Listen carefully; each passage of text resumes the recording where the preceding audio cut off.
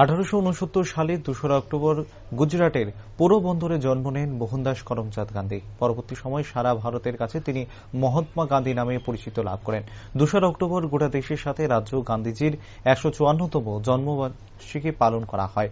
একইভাবে সোমবার কংগ্রেস ভবনের সামনে মহাত্মা গান্ধীর জন্মজয়ন্তী উদযাপন করা হয়। উপস্থিত ছিলেন প্রাক্তন মুখ্যমন্ত্রী সমীর রঞ্জন বর্মন, বিধায়ক সুদীপ রায় বর্মন, কংগ্রেস সভাপতি আশিস কুমার সাহা সহ কংগ্রেসের অন্যান্য নেতৃত্ব কর্মী সমর্থকরা। এদিন কংগ্রেস ভবনের সামনে মহাত্মা গান্ধীর পাদদেশে পুষ্পার্ঘ অর্পণ করে শ্রদ্ধা নিবেদন করেন। তারা তারপর গান্ধী ঘাটে গিয়ে মহাত্মা গান্ধীর সমাধিস্থলে শ্রদ্ধাঞ্জলি নিবেদন করেন। পরবর্তী সময় সংবাদ মাধ্যমের মুখোমুখি হয়ে প্রদেশ কংগ্রেস সভাপতি আশিস কুমার সাহা বলেন, মহাত্মা গান্ধী হলেন এই দেশের স্বাধীনতা যুদ্ধের মহানায়ক এবং অহিংসার পূজারী। গোটা বিশ্বের লোক আজকের এই দিনটি অহিংসা দিবস হিসেবে পালন করছে। জাতি, ধর্ম, বর্ণ সকল অংশের মানুষের কাছে তিনি ছিলেন একজন অনুপ্রেরণার উৎস।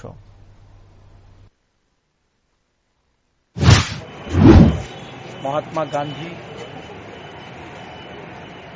আমাদের এই দেশের যিনি স্বাধীনতার যুদ্ধের মহানায়ক, বিশ্ববরেণ্য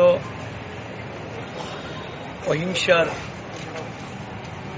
যিনি পূজারী, আজকে ওনার মহান জন্মতিথি।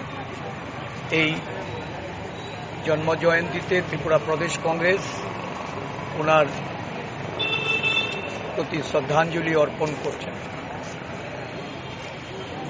পতাকা উত্তোলনের মধ্য দিয়ে সারা দেশের সঙ্গে আমাদের রাজ্যেও এই দিনটি যথাযোগ্য মর্যাদার সঙ্গে পালিত হচ্ছে।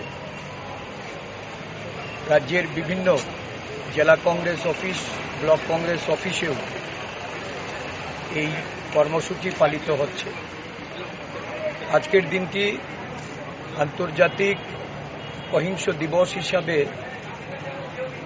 সারা বিশ্বে গান্ধীজিকে শ্রদ্ধা জানাতে মানুষ তার শ্রদ্ধাঞ্জলি অর্পণ করছে। সারা দেশব্যাপী একটা বিষময় পরিস্থিতি। যিনি এই দেশের স্বাধীনতার আন্দোলনকেই শুধু অগ্রণী ভূমিকায় থেকে নেতৃত্ব দেননি, এই দেশের সমগ্র জাতি, গোষ্ঠী, বর্ণের মানুষের যিনি ছিলেন অনুপ্রেরণার উৎস।